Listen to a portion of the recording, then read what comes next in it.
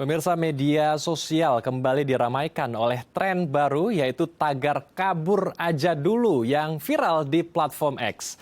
Unggahan dengan tagar ini mencerminkan kekecewaan masyarakat seperti kecewa terhadap pemerintah, lapangan kerja terbatas, upah yang layak, aturan hukum yang adil, tergiur oleh insentif dan program pindah kewarganegaraan serta bekerja sambil melanjutkan pendidikan. Kemudian menurut sumber div.riset Bloomberg Technology, angka lapangan kerja formal terbatas dengan proporsi tahun yang terus menurun dari 44,16% tahun 2018 menjadi 33,88% di tahun 2023. Kemudian ada 5 negara tujuan terfavorit untuk kabur, yaitu diantaranya adalah Korea Selatan, Jepang, Australia, Amerika, dan Jerman. Dan berdasarkan data Direktorat Jenderal Imigrasi Kemenkumham, ada 3.912 warga negara Indonesia atau WNI usia 25 hingga 35 tahun yang memilih menjadi warga negara Singapura pada 2019 hingga 2022. Ya, untuk membahasnya lebih lanjut kita telah terhubung langsung dengan Devi Rahmawati selaku pengamat sosial UI. Kita langsung sapa. Halo Mas. Halo, selamat siang Mbak Devi. Apa kabar? Assalamualaikum Mbak. Waalaikumsalam. Waalaikumsalam. Terima kasih sebelumnya sudah berkenan bergabung bersama kami di Halo Indonesia Mbak Devi. Kita langsung saja membahas tentang tagar kabur aja dulu yang sedang ramai nih Mbak Devi. Kalau Mbak Devi sendiri tanggapannya gimana? Apakah ini seperti fenomena seru-seruan aja gitu ya buat kalangan anak muda kita, atau di satu sisi ada kekhawatiran anak muda kita merasa frustasi dengan kondisi bangsa kita saat ini di mana ekonomi sedang sulit, kemudian lapangan pekerjaan juga sempit, terbatas di mana-mana gitu ya. PHK juga masih dilakukan di mana-mana. Tanggapan Mbak Devi gimana? Mas, setelah pasca pandemi, Indonesia tidak sendirian. Kita perlu bersyukur sebenarnya kondisi yang kita alami ini tidak separah juga negara-negara lain sebenarnya. Fenomena ini sebenarnya terjadi di seluruh dunia. Ada kegelisahan dari anak-anak muda yang harus hidup di era pasca pandemi di mana ekonomi dunia belum kembali seperti masa sebelum pandemi. Itu satu. Terkait dengan kabur aja dulu, tren globalisasi sejak tahun 80-an itu sebenarnya memang memungkinkan siapapun untuk berada dimanapun. Kalau kemudian kita berkaca dari negara-negara maju, seri berikutnya, seri awal itu kan dipimpin oleh Inggris, Prancis, Jerman, kemudian Amerika, dan sekarang dipimpin oleh Asia dengan kehadiran Cina, Korea, Jepang, India. Kita lihat bagaimana diaspora atau orang-orang Cina, India yang bahkan sudah menguasai, kalau bicara negara nomor 1 di dunia hari ini Amerika Serikat, perusahaan-perusahaan besar di dunia itu pemimpinnya sudah orang India. Perdana Menteri Inggris, negara yang pernah tanda kutip penjajah India, sudah orang India. Calon calon presiden Amerika yang lalu yang memang belum terpilih sudah keturunan India. Artinya apa? Kita semestinya berpikiran dengan cara pandang yang positif dan produktif. Gak ada salahnya kalau kita memang punya generasi-generasi muda yang hebat, yang siap membangun jiwa dan raganya di luar negeri. Satu hal yang bisa kita pastikan belajar dari negara-negara maju itu, mereka tidak akan pernah melupakan airnya. Bagaimana pemimpin-pemimpin India di Silicon Valley itu investasi, pekerjaan dan sebagainya itu kembali kemudian ke India juga. Diaspora Cina juga demikian. Bagaimana mereka mengembalikan lagi apa yang sudah mereka dapat di luar itu untuk kembali ke negaranya. Artinya di era yang hari ini jelas masanya berbeda dengan di masa lalu. Kesempatan kerja itu ada di mana-mana. Sehingga kita tidak perlu melihat hashtag ini sebagai satu hal yang negatif. Ini adalah bagian dari perluasan upaya kita untuk menegakkan merah putih dimanapun. Bagaimana kemudian anak-anak yang lahir di negeri ini lalu kemudian nanti berkarir di banyak negara, itu pada akhirnya saya sangat percaya paling tidak berkaca dari negara-negara besar, pada akhirnya mereka akan kembali. Baik itu, bisa jadi kembalinya bukan fisik, tapi kesempatan jaringan yang akan sangat sulit kita peroleh kalau memang kita tidak punya orang-orang Indonesia yang berada di Eropa, berada di Amerika, berada di berbagai belahan dunia yang sudah menancapkan kuku dan pengaruhnya di setiap negara-negara tersebut. Oke, baik. Jadi hal ini dirasakan oleh berbagai negara ya, dan ini sebetulnya hal yang baik yang perlu kita respon dengan positif. Tetapi jika anak-anak muda kita banyak yang berbondong-bondong ke luar negeri, kemudian diberikan seperti stigma begitu ya, tidak nasionalis. Ini bagaimana lagi meluruskan hal ini, Mbak Devi? Memang butuh waktu, Hmm. gitu ya.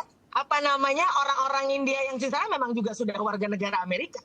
Tapi lihat bagaimana kemudian bisnis di India begitu maju karena semua dapatnya dari Amerika juga, kan begitu. Nah, artinya kita butuh waktu untuk membuktikan ini. Saya kok sangat percaya ya, siapapun yang sudah lahir di negeri ini, cintanya nggak akan pernah luntur. Cinta tidak bisa dibatasi oleh administrasi berupa surat-surat kewarganegaraan. Artinya apa? Kita jangan pernah kemudian merasa atau melihat sesuatu itu dari cara pandang yang negatif.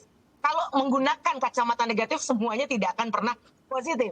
Tapi sekali lagi kita perlu bercermin. Cermin-cermin itu tentu saja cermin dari orang-orang atau negara-negara yang sudah lebih dahulu merasakan manfaat dari banyaknya keturunan negara-negara mereka yang sudah berkarir dan hidup di luar negeri, yang sekali lagi mereka tetap kembali ke asalnya dengan berbagai cara dan metode.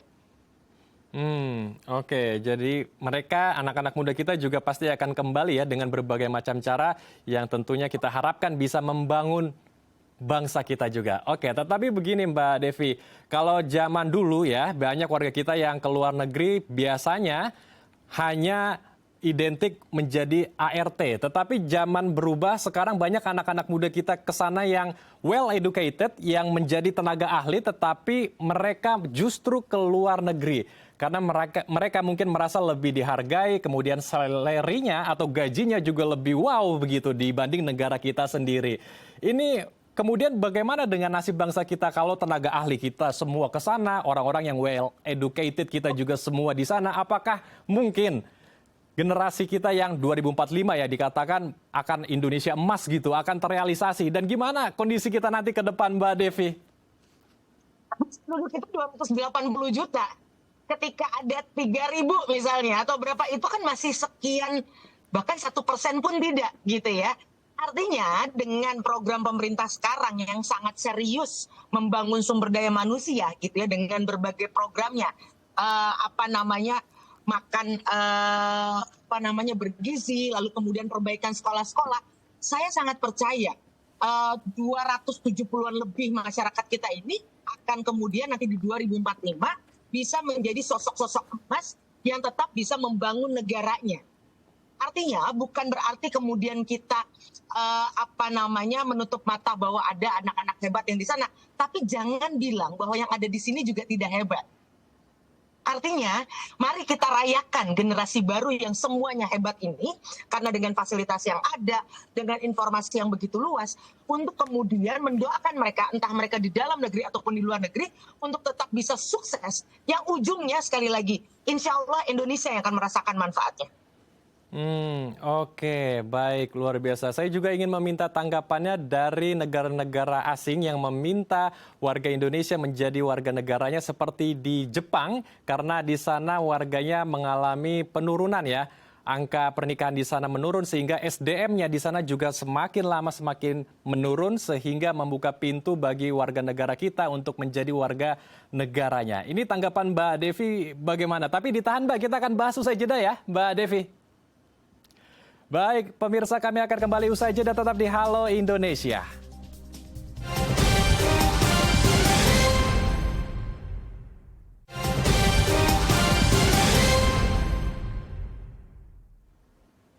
Terima kasih pemirsa, Anda masih bersama kami di Halo Indonesia. Kita akan lanjutkan diskusi hangat kita seputar tagar kabur aja dulu yang viral di media sosial. Sebuah ungkapan keresahan anak muda akan kondisi kehidupan di tanah air. Yaitu kita akan membahasnya bersama dengan Devi Ramawati selaku pengamat sosial UI.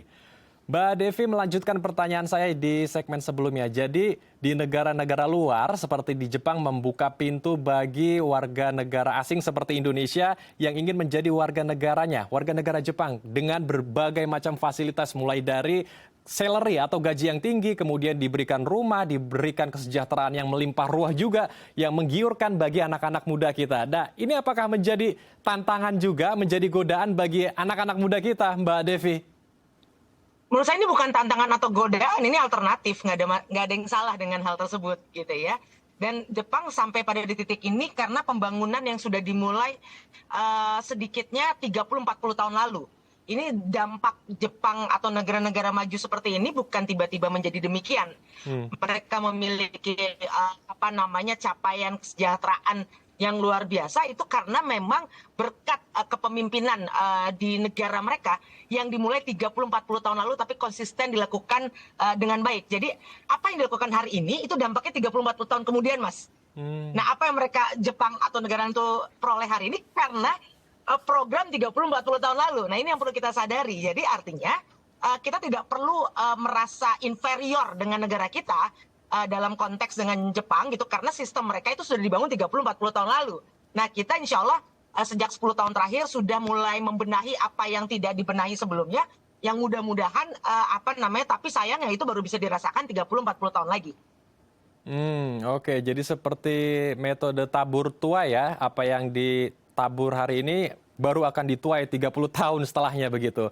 Kemudian apa yang harus dievaluasi oleh pemerintah kita agar bisa mendukung, memprovide anak-anak muda kita biar bisa berkarya di dalam negeri saja, tidak banyak yang keluar negeri, sehingga Indonesia semakin bisa menyambut Indonesia Emas 2045, Mbak Devi?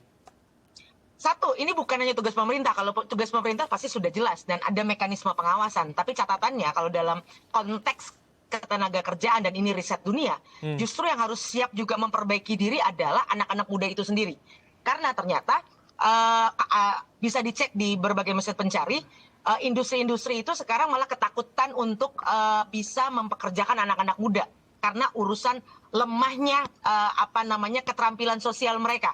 Nah, ini yang justru harusnya menyadarkan anak-anak muda karena sebenarnya bukan tidak adanya pekerjaan, tapi apakah mereka mampu menyesuaikan dengan kebutuhan yang ada. Jadi pemerintah terus kita awasi untuk terus memastikan program-program yang jalan, tapi kita sendiri, saya sebagai individu-individu harus mampu juga terus mengupgrade diri kita, memantaskan diri kita untuk bisa berselancar di kehidupan di era peradaban baru ini. Oke. Kalau bagi anak-anak muda kita yang ingin mengadu nasib di sana, ingin bekerja di sana, selain akademik, kira-kira apa saja yang proper yang harus dilakukan ketika nanti dia di negara asing begitu ya? Mereka bisa betul-betul firm di sana bekerja dan pulang bisa membawa ilmu yang luar biasa banyak juga untuk membangun Indonesia tercinta kita, Mbak Devi. Mau kerja di mana aja kuncinya satu, pasti kerja keras. Gitu ya, nggak bisa dikit-dikit kemudian kita memanjakan diri kita. Kedua, pasti kerja cerdas. Karena sekarang sudah ada teknologi, kalau kita tidak cerdas-cerdas memanfaatkan ini, justru kita yang akan rugi. Karena kita akan jadi lambat, tertinggal, dan sebagainya. Tapi terakhir, ini yang paling mahal. Kerja tuntas. Anda sudah cerdas, sudah keras, tapi nggak ada yang tuntas, mohon maaf. Di belahan dunia manapun, di sudut manapun, kita tidak akan pernah bisa mendapatkan pekerjaan. Apakah negara juga harus memberikan pelatihan supaya anak-anak bangsa kita ketika bekerja ke luar negeri dan mencari pengalaman punya bekal yang bagus juga ketika di sana bisa lebih baik lagi saat beradaptasi di negara asing? Ya, itu tentu saja. Tapi kalau dari riset yang saya lakukan sendiri, itu satu usulan yang baik. Tapi dari riset yang sendiri saya lakukan, jangankan bicara luar negeri, di dalam negeri saja. Riset 3 tahun yang saya lakukan, banyak pemimpin-pemimpin perusahaan yang enggan mempekerjakan anak-anak muda karena alasan mentalitas dan moralitas. Jadi ini yang perlu kita perbaiki bersama, bukan soal keterampilannya, karena dengan pengetahuan yang ada sekarang, sebenarnya anak-anak muda sekarang tuh sangat-sangat cerdas dan jenius.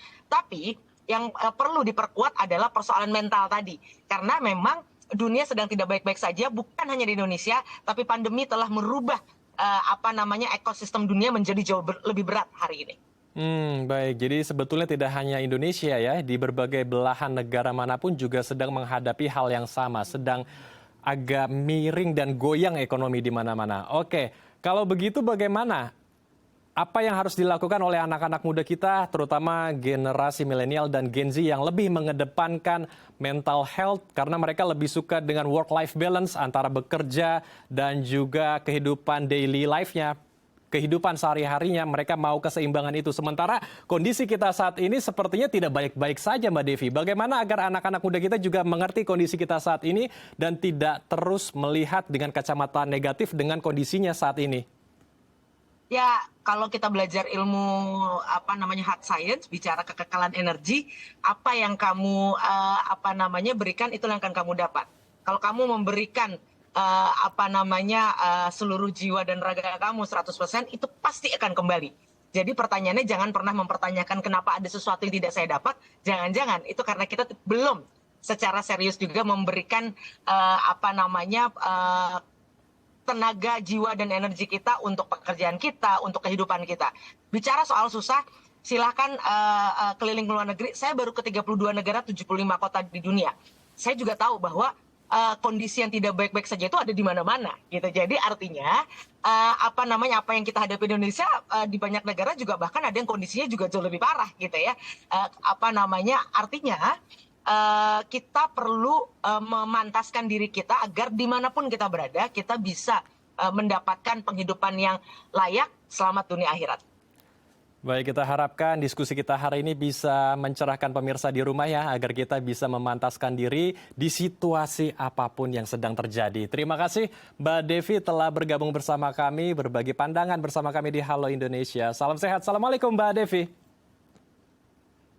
Pemirsa, usai jeda kami akan mengajak Anda melihat dukungan Yayasan Buddha Seci selaku ibu tunggal punggung bagi keluarganya. Usai jeda di Halo Indonesia.